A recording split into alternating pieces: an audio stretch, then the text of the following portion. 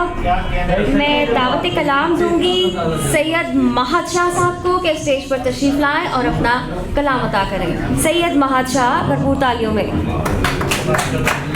अस्सलाम वालेकुम। मेरा नाम सैयद महद अली रिजवी है। मेरा नाम सैयद महद अली रिजवी है। ज़िंदगी का मेरा 5वां मुशायरा है, तो अगर कोई गलती हो जाए तो भाई बेटा समझकर माफ़ कीजिएगा।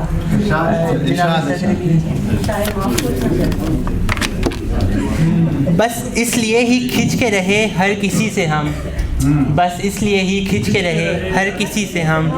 कुछ अजनबी से लोग थे, कुछ अजनबी से हम। हमको मिली ना राह ना हमसर कोई मिला, हमको मिली ना राह ना हमसर कोई मिला। लड़ते रहे फजूल में चारागरी से हम, ना हम नवा मिला ना कोई बावफा मिला। लेकिन मिले हैं हर किसी से आजिज़ी से हम। अच्छी है तेरी चाल ये शोखी ये बांकपन, अच्छी है तेरी चाल ये शोखी ये बांकपन। करते हैं जिसको खुल के बयां शायरी से हम। मादी ना हो सकेंगे कभी रंज ये रफू, मादी ना हो सकेंगे कभी रंज ये रफू। तखल्लुस है मेरा, दिल को लगाएं क्यों भला बेचारगी से हम। शुक्रिया। बहुत